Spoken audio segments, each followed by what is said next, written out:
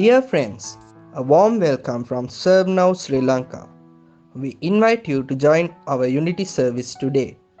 God's message is shared by Reverend Ben Foley, the International President of Serve Now. This Sunday service, which was started more than 2 years ago, is for all Christians everywhere. Similar services are also presented in the Sinhala and English languages. Christians of several denominations worldwide participate in our services and have been blessed. If you too would like to be a part of the service by singing, praying, or reading the scriptures, please contact servenowsrilanka@gmail.com.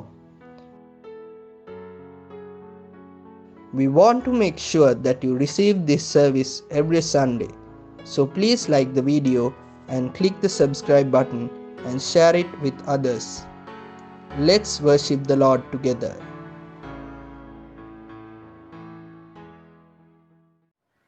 ஆராதனையின் ஆரம்ப நிகழ்வாக இந்த ஆராதனை ஒப்புக் கொடுத்து நாம் ஜெபம் செய்வோம். கண்களை மூடுவோம், கைகளை கூப்பி நாங்கள் ஆராதனை ஒப்புக் கொடுத்து நாங்கள் ஜெபம் செய்வோம். அன்பின் பரலோக பிதாவே, சுவாமி, இந்த வேலைக்காக உம்மை துதிக்கிறேன். ஆண்டவரே, இந்த ஆராதனைக்காக நன்றி.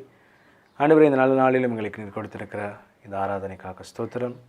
ஆண்டவரே, இதில் பங்கு கொள்கிற ஒவ்வொருவரையும் ஆண்டவரே உம்முடைய பிரசன்னம் ஆட்கொள்ளட்டும், உம்முடைய ஆசீர்வாதம் உண்டாகட்டும், நன்மை உண்டாகட்டும். பார்க்கிற ஒவ்வொரு நபர்களும் உள்ளங்களிலும் அவர்கள் இருக்கிற ஸ்தானங்களிலும் ஆண்டவரே உம்முடைய பிரசன்னம் கடந்து போகட்டும். இதை பார்க்கிற ஒவ்வொருவரும் ஆசீர்வதிக்கப்பட நான் ஜெபிக்கிறேன். ஆளுகை செய்யுங்க, சமாதானத்தை, சந்தோஷத்தை கொடுங்க, அற்புதத்தை செய்யுங்க.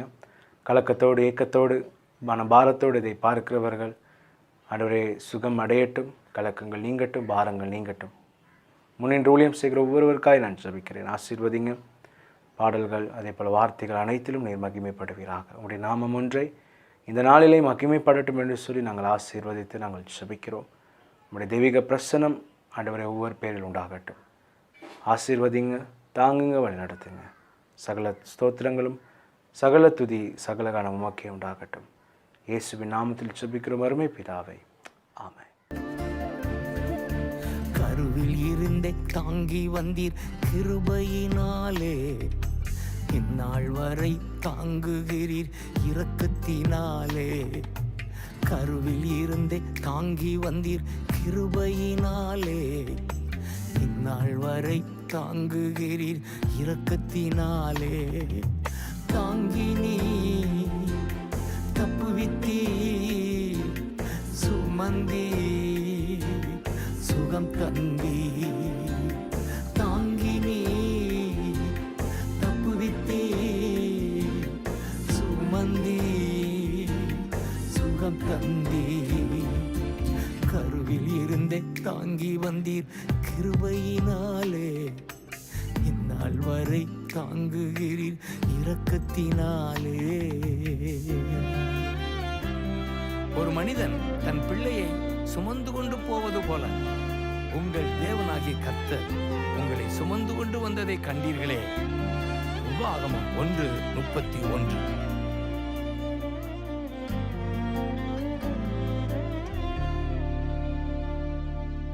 தகப்பன் போல தூக்கி தினம் சுமந்து வருகிறீர், தாயை போல ஆற்றி தினம் தேற்றி வருகிறீர்.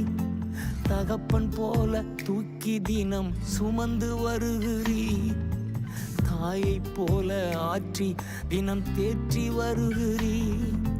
நன்றி ஐயா ஏசையா, நன்றி ஐயா ஏசையா, நன்றி ஐயா ஏசையா, நன்றி ஐயா ஏசையா, நன்றி ஐயா ஏசையா, நன்றி ஐயா ஏசையா. கருவில் இருந்து தாங்கி வந்தீர் கிருபையினாலே, இந்நாள் வரை தாங்குகிறீர் இரக்கத்தினாலே. கழுகு தன் கூட்டை கலைத்து குஞ்சுகளுக்கு மேலாக வட்டமிட்டு செட்டைகளை விரித்து தனது சிறகுகளின் மேல் சுமந்து செல்வது போல கர்த்தர் ஒருவரே வழி நடத்தினார். உபாகமம் 32 11:12. கழுகு போல சுமந்து தினம் பறக்கச் செய்கின்றீர், கண்மணி போல் கரைபடாமல் காத்து வருகிறீர். கழுகு போல சுமந்து தினம் பறக்கச் செய்கின்றீர், கண்மணி போல் கரைபடாமல் காத்து வருகிறீர். நன்றி ஐயா ஏசையா, நன்றி ஐயா ஏசையா, நன்றி ஐயா ஏசையா, நன்றி ஐயா ஏசையா, நன்றி ஐயா ஏசையா, நன்றி ஐயா ஏசையா. கருவில் இருந்து தாங்கி வந்தீர் கிருபையினாலே, இந்நாள் வரை தாங்குகிறீர் இரக்கத்தினாலே. ஒரு மெய்ப்பனைப் போல கர்த்தர் ஆட்டுக்குட்டிகளை கைகளில் ஏந்தி மார்போடு அணைத்துக் கொண்டு செல்கிறார். எசையா 40:11.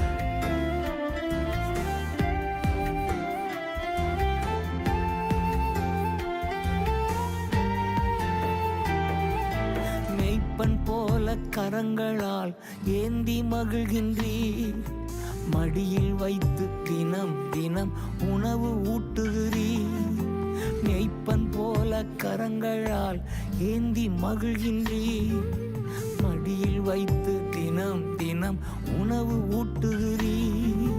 நன்றி ஐயா ஏசையா, நன்றி ஐயா ஏசையா, நன்றி ஐயா ஏசையா, நன்றி ஐயா ஏசையா, நன்றி ஐயா ஏசையா, நன்றி ஐயா ஏசையா. கருவில் இருந்து தாங்கி வந்தீர் கிருபையினாலே, இந்நாள் வரை தாங்குகிறீர் இரக்கத்தினாலே. மெய்யாகவே நமது பாடுகளை ஏற்றுக்கொண்டார், நமது துக்கங்களை சுமந்து கொண்டார். இயேசுதாமே நமது பலவீனங்களை ஏற்றுக்கொண்டு நமது நோய்களை சுமந்தார். மத்தேயு 8:17, எசையா 53:4. நோய்கள், பாவங்கள், பலவீனங்கள், துக்கங்கள், பாடுகள் சுமந்து தீர்த்தீர். நோய்கள், பாவங்கள், பலவீனங்கள், துக்கங்கள், பாடுகள் சுமந்து தீர்த்தீர்.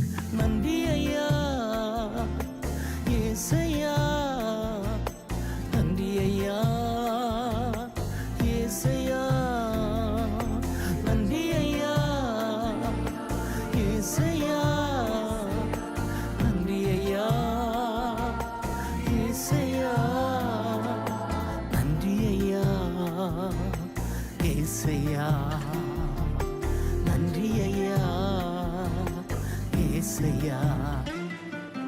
தாங்கி நீ தப்புவித்தீ, சுமந்தி சுகம் தந்தி. தாங்கி நீ தப்புவித்தீ, சுமந்தி சுகம் தந்தி. கருவில் இருந்து தாங்கி வந்தீர் கிருபையினாலே, இந்நாள் வரை தாங்குகிறீர் இரக்கத்தினாலே. கருவில் இருந்து தாங்கி வந்தீர் கிருபையினாலே, இந்நாள் வரை தாங்குகிறீர் இரக்கத்தினாலே. தாங்கினே தப்புவித்தீ, சுமந்தீ சுகம் தந்தி. தாங்கினே தப்புவித்தீ, சுமந்தி சுகம் தந்தி. தாங்கினே தப்புவித்தீ, சுமந்தி சுகம் தந்தி தாங்கினே தப்புவித்தே சுமந்தி சுகம் தந்தி. 1 யோவான் 3ஆம் அதிகாரம் 1 தொடக்கம் 7 வரையான வசனங்கள். நாம் தேவனுடைய பிள்ளைகள் என்று அழைக்கப்படுவதினாலே பிதாவானவர் நமக்கு பாராட்டின அன்பு எவ்வளவு பெரிதென்று பாருங்கள். உலகம் அவரை அறியாதபடியினாலே நம்மையும் அறியவில்லை. பிரியமானவர்களே, இப்பொழுது தேவனுடைய பிள்ளைகளாய் இருக்கிறோம், இனி எவ்விதமாய் இருப்போம் என்று இன்னும் வெளிப்படவில்லை. ஆகிலும் அவர் வெளிப்படும் போது அவர் இருக்கிற வண்ணமாகவே நாம் அவரை தரிசிப்பதினால் அவருக்கு ஒப்பாயிருப்போம் என்று அறிந்திருக்கிறோம். அவர் மேல் இப்படிப்பட்ட நம்பிக்கை வைத்திருக்கிறவனவனும் அவர் சுத்தமுள்ளவராயிருக்கிறது போல தன்னையும் சுத்திகரித்துக் கொள்கிறான். பாவம் செய்கிற எவனும் நியாயப்பிரமாணத்தை மீறுகிறான், நியாயப்பிரமாணத்தை மீறுகிறதே பாவம். அவர் நம்முடைய பாவங்களை சுமந்து தீர்க்க வெளிப்பட்டார் என்று அறிவீர்கள். அவரிடத்தில் பாவம் இல்லை.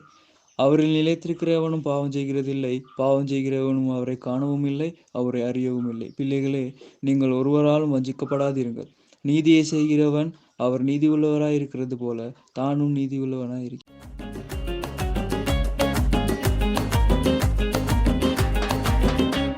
என் கர்த்தர் செய்த நன்மை யாவும் எண்ணி முழு மனதாய் ஸ்தோத்தரிப்பேன் நான்.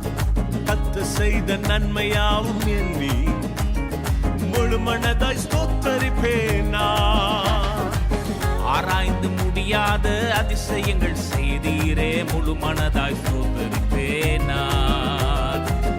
ஆராய்ந்து முடியாத அதிசயங்கள் செய்தீரே, முழு மனதாய் ஸ்தோத்தரிப்பேன் நான். ஸ்தோத்தரிப்பேன் நான், ஸ்தோத்தரிப்பேன் நான், முழு மனதாய் ஸ்தோத்தரிப்பேன் நான்.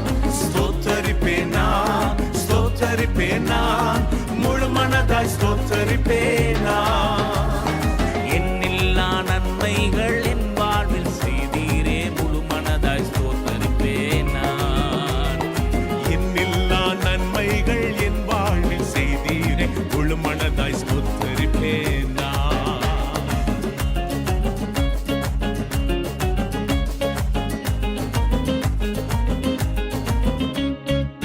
தாழ்வில் என்னை கண்ணோக்கி பார்த்தே, தயவாய் கரம் பிடித்து தூக்கினே.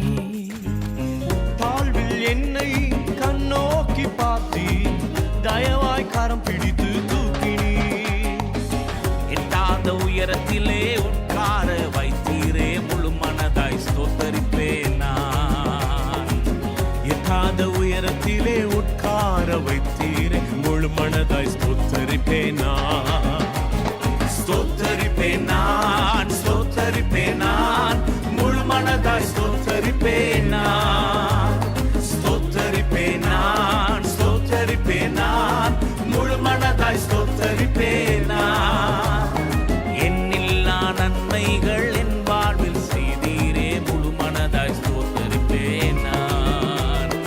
என்னில்லா நன்மைகள் என் வாழ்வில் செய்தீரே, முழு மனதாய் ஸ்தோத்தரிப்பேன் நான்.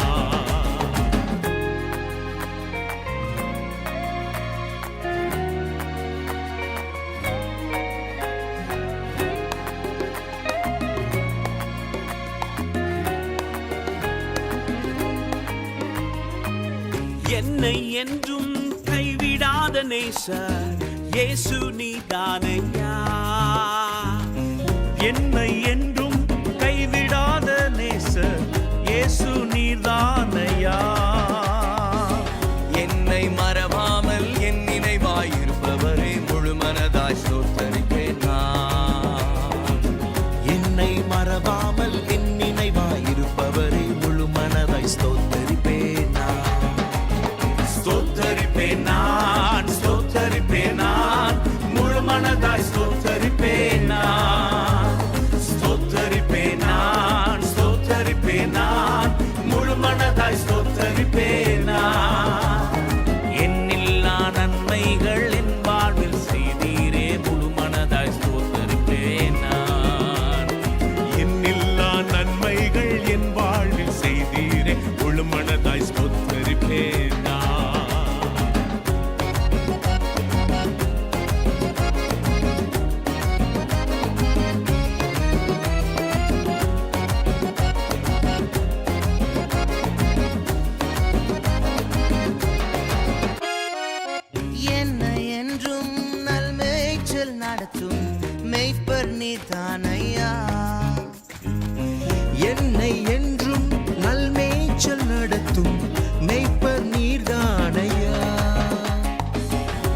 நன்மை கிருபை என்றும் பின்தொடர செய்வீரே முழு மனதாய் ஸ்தோத்தரிப்பேன் நான்.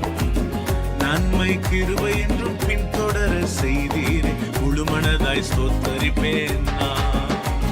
ஸ்தோத்தரிப்பேன் நான், ஸ்தோத்தரிப்பேன் நான், முழு மனதாய் ஸ்தோத்தரிப்பேன் நான். ஸ்தோத்தரிப்பேன் நான், ஸ்தோத்தரிப்பேன் நான், முழு மனதாய் ஸ்தோத்தரிப்பேன் நான். என்னில்லா நன்மைகள் என் வாழ்வில் செய்தீரே முழு மனதாய் ஸ்தோத்தரிப்பேன் நான். என்னில்லா நன்மைகள் என் வாழ்வில் செய்தீரே முழு மனதாய் ஸ்தோத்தரிப்பேன் நான். என் கர்த்தர் செய்த நன்மை யாவும் எண்ணி முழு மனதாய் ஸ்தோத்தரிப்பேன் நான். கர்த்தர் செய்த நன்மையாவும் எண்ணி முழு மனதாய் ஸ்தோத்தரிப்பேன் நான். ஆராய்ந்து முடியாத அதிசயங்கள் செய்தீரே முழு மனதாய் ஸ்தோத்தரிப்பேன் நான். ஆராய்ந்து முடியாத அதிசயங்கள் செய்தீரே முழு மனதாய் ஸ்தோத்தரிப்பேன் நான். ஸ்தோத்தரிப்பேன் நான், ஸ்தோத்தரிப்பேன் நான், முழு மனதாய் ஸ்தோத்தரிப்பேன் நான். ஸ்தோத்தரிப்பேன் நான், ஸ்தோத்தரிப்பேன் நான், முழு மனதாய் ஸ்தோத்தரிப்பேன் நான். என்னில்லா நன்மைகள் என் வாழ்வில் செய்தீரே முழு மனதாய் ஸ்தோத்தரிப்பேன் நான். என்னில்லா நன்மைகள் என் வாழ்வில் செய்தீரே முழு மனதாய் ஸ்தோத்தரிப்பேன் நான். லூக்கா 24ஆம் அதிகாரம் 36 தொடக்கம் 48 வரை. இவைகளை குறித்து அவர்கள் பேசிக் கொண்டிருக்கையில் இயேசு தாமே அவர்கள் நடுவே நின்று, உங்களுக்கு சமாதானம் என்றார். அவர்கள் கலங்கி பயந்து ஒரு ஆவியை காண்கிறதாக நினைத்தார்கள். அவர் அவர்களை நோக்கி, நீங்கள் ஏன் கலங்குகிறீர்கள்? உங்கள் இருதயங்களில் சந்தேகங்கள் எழும்புகிறது என்ன? நான் தான் என்று அறியும்படி என் கைகளையும் என் கால்களையும் பாருங்கள், என்னை தொட்டும் பாருங்கள். நீங்கள் காண்கிறபடி என் மாம்சமும் எலும்புகளும் உண்டாயிருக்கிறது போல ஒரு ஆவிக்கு இராதே என்று சொல்லி தம்முடைய கைகளையும் கால்களையும் அவர்களுக்கு காண்பித்தார். ஆனாலும் சந்தோஷத்தினால் அவர்கள் இன்னும் விசுவாசியாமல் ஆச்சரியப்படுகையில், புசிப்பதற்கு ஏதாயிலும் இங்கே உண்டா என்று அவர்களிடத்தில் கேட்டார். அப்பொழுது பொரித்த மீன்கண்டத்தையும் தேன்கூட்டு துணிக்கையையும் அவர்களுக்கு கொடுத்தார்கள். அவர்களை அவர் வாங்கி அவர்களுக்கு முன்பாக புசித்து அவர்களை நோக்கி, மோசேயின் நியாயப்பிரமாணத்திலும் தீர்க்க தரிசனங்களின் ஆகமங்களிலும் சங்கீதங்களிலும் என்னை குறித்து எழுதியிருக்கிறவைகளையெல்லாம் நிறைவேற வேண்டியதென்று நான் உங்களோட இருந்தபோது அவர்களுக்கு சொல்லி கொண்டு வந்த விசேஷங்கள் இவைகளே என்றார்.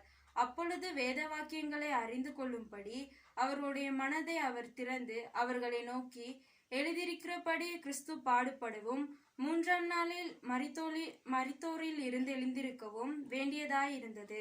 அன்றியும் மனம் திரும்புதலும் பாவம் மன்னிப்பும் எருசலேம் தொடங்கி சகல தேசத்தாருக்கும் அவருடைய நாமத்தினாலே பிரசங்கிக்கப்படவும் வேண்டியது.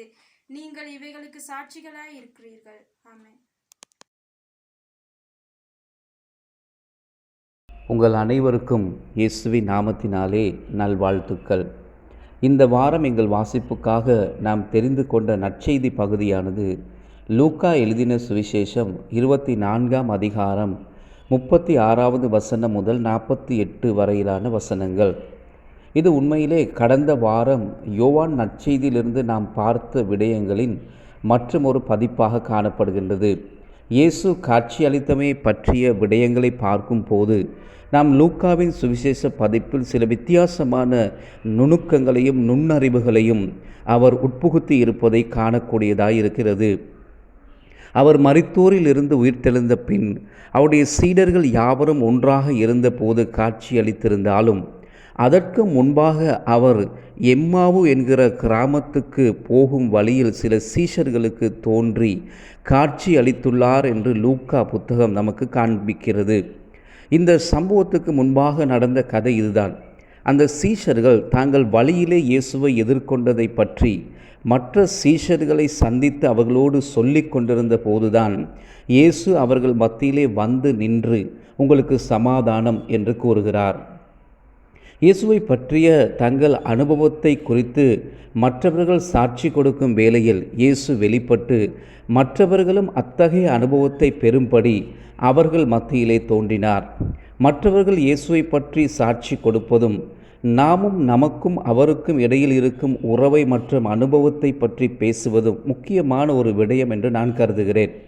எனவே நம்முடைய சாட்சி அளித்தலில் இருக்கும் வல்லமை குறித்து நாம் ஒருபோதும் குறைவாக மதித்து விடக்கூடாது.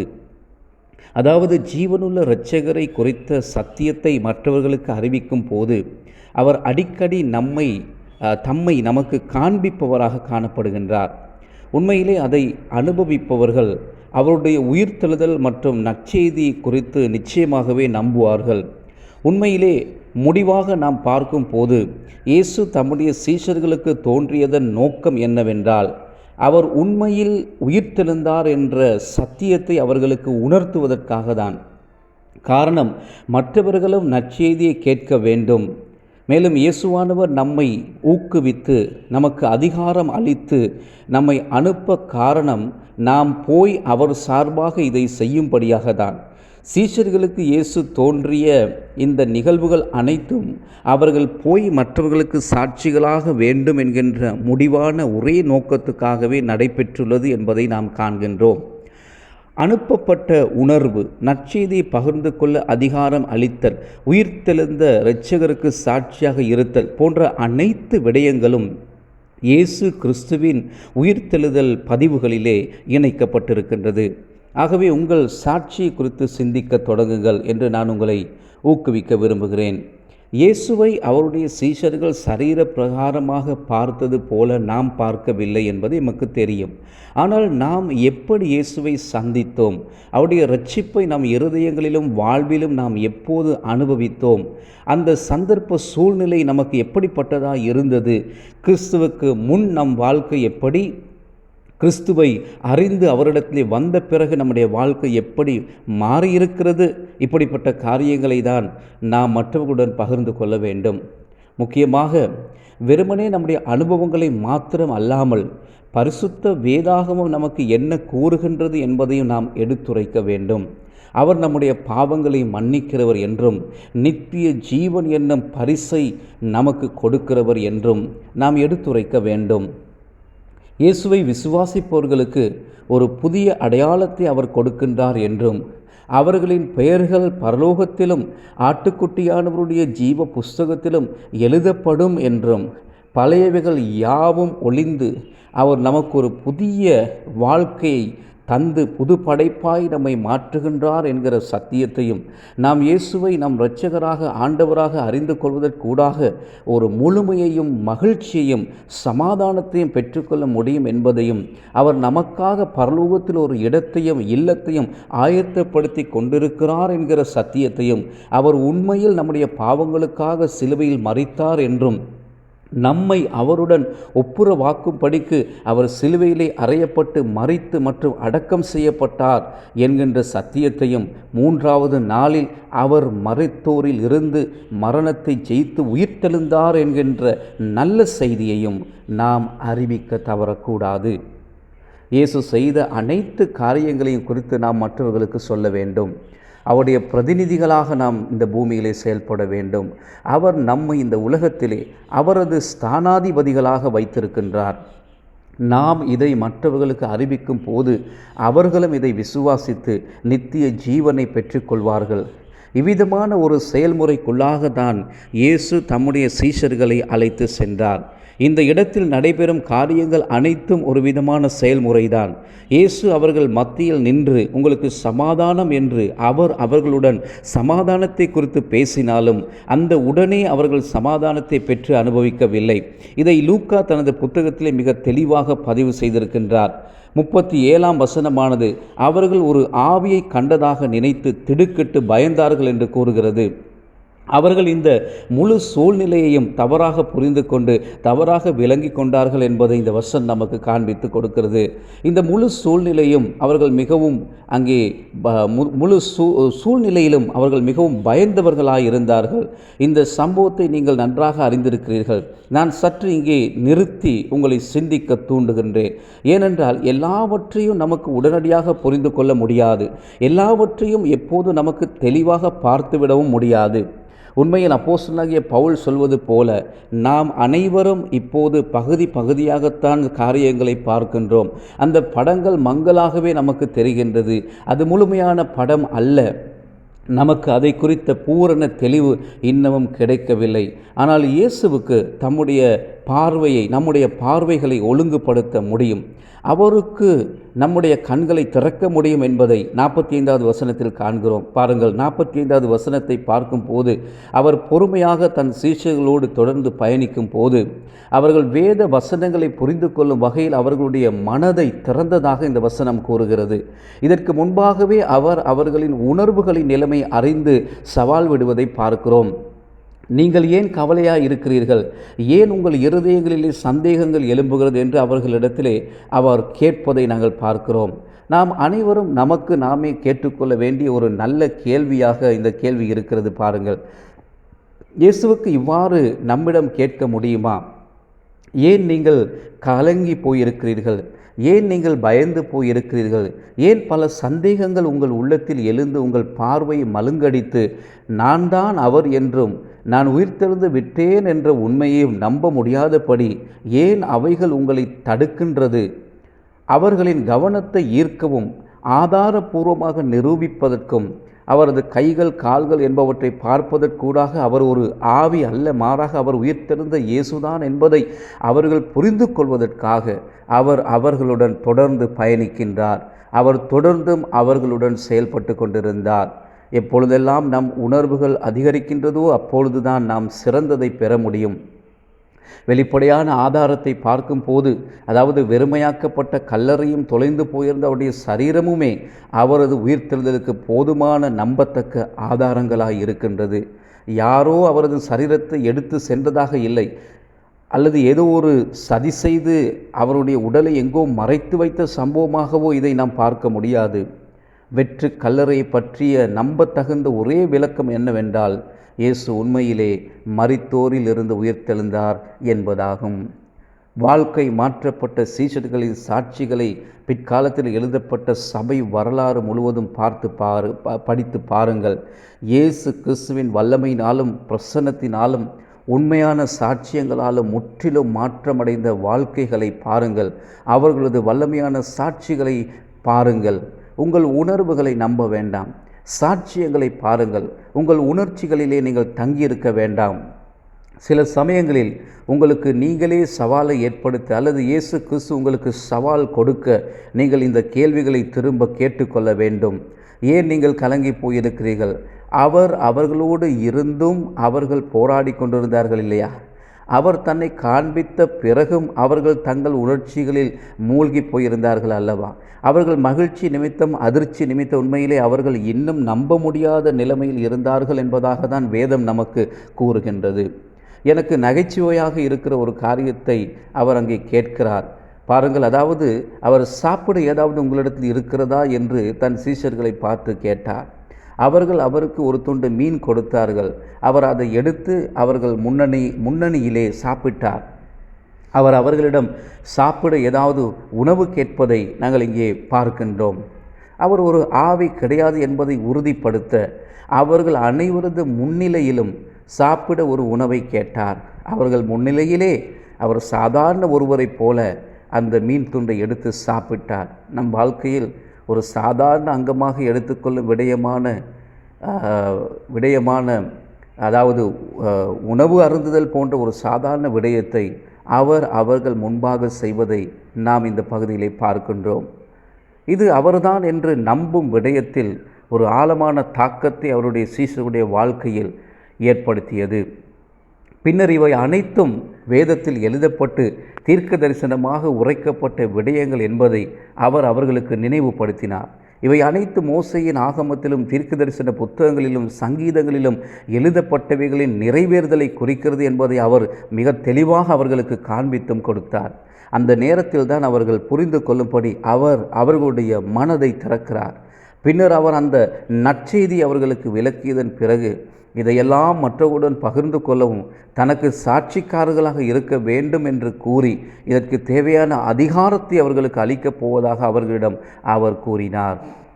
ஆனால் அவர்கள் உன்னத வல்லமையினால் நிரப்பப்படும் வரைக்கும் நகரத்திலே, அதாவது எருசலேம் பட்டணத்திலே காத்திருக்கும்படி அவர்களுக்கு கட்டளை கொடுத்தார். வேறு வார்த்தைகள் கூறுவதானால் அவரை குறித்து அறிவிப்பதற்கு முன்பாக அவர்கள் ஜெபிக்க வேண்டும் என்று அவர் கட்டளையிடுவதை பார்க்கிறோம். அவர்கள் தங்கள் சொந்த பலத்தில் போய் இதை செய்வதை பார்க்கிலும் அவர்கள் பரிசுத்த ஆவியின் வல்லமை பெற்றிருப்பது அவசியம் என்பதை ஆண்டவர் காண்பிக்கின்றார். அவர்களின் மனித பலமானது ஏற்கனவே அவர்களை தோல்வியுற செய்ததால் முன்பு தோல்வியுற்ற அதே இடத்தில் திரும்பவும் விழாமல் உறுதியாய் நின்று கொள்ள பரிசுத்த ஆவியானவரின் வல்லமைக்கும் பராமரிப்புக்கும் மட்டுமே அவர்களை காத்துக்கொள்ள முடியும் என்பதை அவர் காண்பித்து கொடுக்கின்றார். அது நம் அனைவருக்கும் ஒரு முக்கியமான பாடத்தை கற்றுத்தருகிறது. நாங்கள் நற்செய்தி அறிவிப்பதற்கு முன் ஜெபிக்க வேண்டும். அறிக்கையிடுவதற்கு முன் ஜெபித்திருப்பது மிகவும் முக்கியமான ஒரு காரியம். எங்கள் சொந்த மனித பலத்தில் சார்ந்திராமல் கர்த்தருடைய பலத்தில் சார்ந்திருக்க நாம் பழக வேண்டும். நம் வாழ்விலும் அத்தகைய தேவனுடைய வல்லமை நமக்கு எப்போதும் தேவை. மற்ற மனிதர்கள் நாம் சொல்லுவதை விசுவாசித்து நித்திய ஜீவனை பெற்றுக்கொள்ளும்படியாக மற்றவர்களுக்கு நற்செய்தி அறிவிக்கும் வகையில் நாம் அவருடைய வல்லமையினாலே அவருக்காக வினைத்திறனுள்ள ஒரு சாட்சிக்காரர்களாக இருக்க வேண்டும். கர்த்தர் தாமே உங்கள் யாவரையும் ஆசீர்வதிப்பாராக. ஆமேன். கிறிஸ்துவுக்குள் என் ஜீவன் இணைந்து மறைந்துள்ளது. கிறிஸ்துவுக்குள் என் ஜீவன் இணைந்து மறைந்துள்ளது. நான் அல்ல, இயேசுவே என்னில் வாழ்கின்றார். இனி நான் அல்ல, இயேசுவே என்னில் வாழ்கின்றார். நான் அல்ல, இயேசுவே என்னில் வாழ்கின்றார். இனி நான் அல்ல, இயேசுவே என்னில் வாழ்கின்றார். கிறிஸ்துவுக்குள் என் ஜீவன் இணைந்து மறைந்துள்ளது.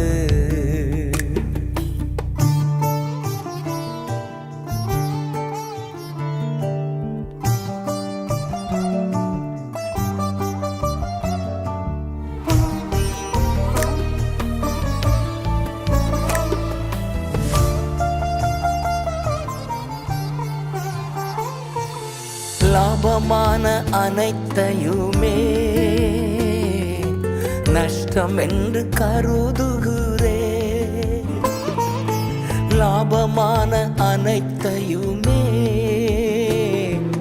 நஷ்டம் என்று கருதுகிறே. என் நேசர் தருகின்ற பரிசுக்காக லெக்கை நோக்கி தொடர்கின்றே. தருகின்ற பரிசுக்காக லெக்கை நோக்கி தொடர்கின்றே.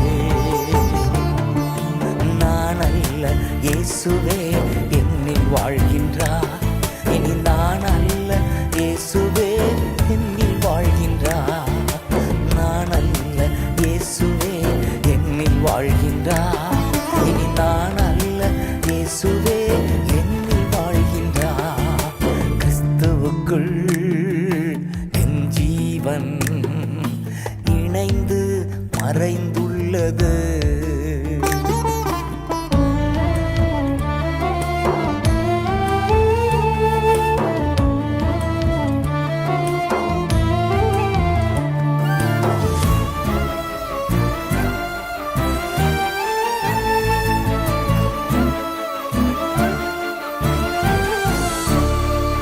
கர்த்தர் என்னை விரும்பினபடியா உறைவிடமாய் தெரிந்து கொண்டார். கர்த்தர் என்னை விரும்பினபடியா தம் உறைவிடமாய் தெரிந்து கொண்டார். என்னில் இருந்து வேதம் வெளிப்படும். கர்த்தர் வசனம் பிரசித்தமாகும். என்னில் இருந்து வேதம் வெளிப்படும். கர்த்தர் வசனம் பிரசித்தமாகும். நான் அல்ல, இயேசுவே என்னில் வாழ்கின்றார். இனி நான் அல்ல, இயேசுவே என்னில் வாழ்கின்றார். நான் அல்ல, இயேசுவே என்னில் வாழ்கின்றார். இனி நான் அல்ல, இயேசுவே என்னில் வாழ்கின்றார். கிறிஸ்துவுக்குள் என் ஜீவன் இணைந்து மறைந்துள்ளது.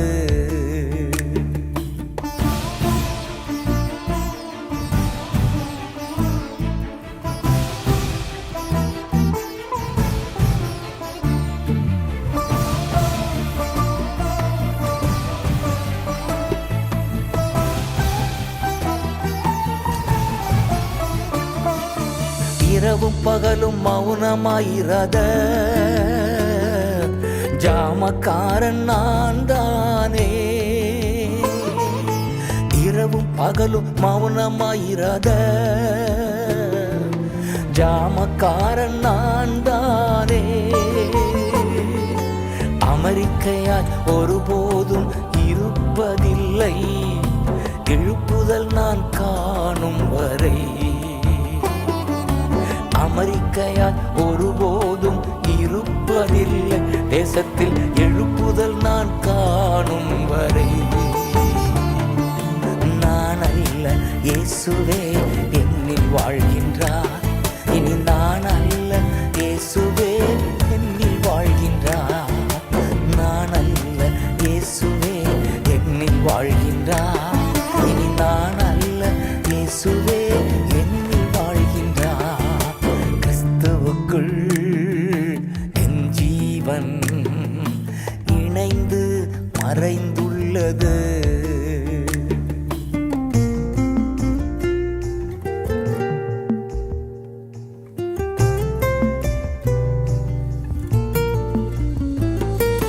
நற்கிரியை தொடங்கியவர் நிச்சயமாய் முடித்திடுவார். நற்கிரியை தொடங்கியவர் நிச்சயமாய் முடித்திடுவார். அதினதின் காலத்தில் நேர்த்தியாக செம்மையாக செய்திடுவார். அதினதின் காலத்தில் நேர்த்தியாக செம்மையாக செய்திடுவார். நான் அல்ல, இயேசுவே என்னில் வாழ்கின்றார். இனி நான் அல்ல, இயேசுவே என்னில் வாழ்கின்றார். நான் அல்ல, இயேசுவே என்னில் வாழ்கின்றார். இனி நான் அல்ல, இயேசுவே என்னில் வாழ்கின்றார். கிறிஸ்துவுக்குள் என் ஜீவன் இணைந்து மறைந்துள்ளது. கிறிஸ்துவுக்குள் என் ஜீவன் இணைந்து மறைந்துள்ளது. நான் அல்ல, இயேசுவே என்னில் வாழ்கின்றார். இனி நான் அல்ல, இயேசுவே என்னில் வாழ்கின்றார். நான் அல்ல, இயேசுவே என்னில் வாழ்கின்றார். இனி நான் அல்ல, இயேசுவே என்னில் வாழ்கின்றார். கிறிஸ்துவுக்குள் என் ஜீவன் இணைந்து மறைந்துள்ளது. நாங்கள் ஜெபம் செய்வோம். எங்களை நேசிக்கிற அன்பின் நல்ல பரலோக பிதாவே, அப்பா கொடுத்த இந்த நேரத்துக்காக நன்றி என்று சொல்லுகிறோம் ஆண்டவரே. இம்மட்டும் கர்த்தாவே ஆண்டவரே, இந்த ஆராதனை வார்த்தை பகுதிகளை ஆண்டவரை பார்த்த ஒவ்வொருவருக்காக ஜெபம் செய்கிறோம் ஆண்டவரே. அப்பா அவர்கள் அந்த காரியங்களிலே ஆண்டவரை தெய்வ பிரசன்னத்தையும் தெய்வ மகிமையும் உணர்ந்து கொண்டதுக்காக நன்றி ஏசப்பா. தொடர்ந்தும் ஆண்டவரே கர்த்தர் தாம் உம்முடைய பிள்ளைகளை ஆசீர்வதிங்க, ஆளுகை செய்ங்க. உம்முடைய வார்த்தையின் பிரகாரம் அவர்களை நடத்தும்படியாக ஆண்டவரை சகல வாக்குத்தத்தங்களையும் ஆண்டவர் அவர்களுக்கு நீங்கள் சுதந்திரிக்க கொடுத்த கிருபைக்காக ஸ்தோத்திரம். அதன்படி ஆவி கர்த்தர் தாமே ஆண்டவர்களை இடம் கொள்ளாமல் போக மட்டும் ஆசீர்வதிக்கும்படிக்கு செபிக்கிறேன். பலவீனமாக இருக்கிற ஒவ்வொரு பிள்ளைகளையும் ஆண்டவரை அப்பா உம்முடைய ஆண்டவரை வல்லமையான ஆண்டவரை அப்பா தழும்புள்ள கரங்களை உங்கள் பிள்ளைகள் மீது வைத்து ஆண்டவரை தொட்டு சுகப்படுத்தும்படியாக ஜெபிக்கிறோம். அப்பா ஆண்டவரை இந்த வருகிற வாரம் முழுவதும் அவர்களுக்கு ஆசீர்வாதமான ஒரு நாட்களாக அமையும்படியாக ஜெபிக்கிறோம். கையிட்டு செய்கிற எல்லா பிரயாசங்களும் ஆண்டவரை நீங்கள் ஆசீர்வதிங்க, ஆளுகை செய்யுங்கப்பா. உங்கள் இரத்த கோட்டைக்குள்ளாய் ஒவ்வொருவரையும் மூடிக்கொள்ளுங்க. யார் யார் இதை பார்க்கிறாங்களோ உங்கள் நாமத்தை அறியாத ஒவ்வொரு பிள்ளைகளும் ஆண்டவரை உங்கள் நாமத்தை அறிந்து கொள்ளத்தக்கதாக செபிக்கிறேன். ஜீவனுள்ள தேவனாயிருக்கிற இயேசு கிறிஸ்துவை அப்பா ஆண்டவர் அவர்கள் அறிந்து கொள்ளத்தக்கதாக செபிக்கிறேன். ஆண்டவரை உங்கள் திருக்கரத்தில் எல்லாவற்றையும் ஒப்புக்கொடுத்து நசரேயனாகிய இயேசுவின் நாமத்தினாலேயே ஜெபம் வேண்டி நிற்கிறேன் ஜீவனுள்ள நல்ல பிதாவே, ஆமென். தேவனுடைய இரக்கமுள்ள கிருபைக்கும் பராமரிப்புக்கும் உங்களை ஒப்புவிக்கிறோம். பிதா, குமாரன், பரிசுத்த ஆவியாகிய சர்வ வல்லமை பொருந்தின கடவுளுடைய ஆசீர்வாதம் உங்களுக்குள்ளே இருந்து எப்பொழுதும் உங்களோடு நிலைத்திருக்க கடவுது. ஆமேன்.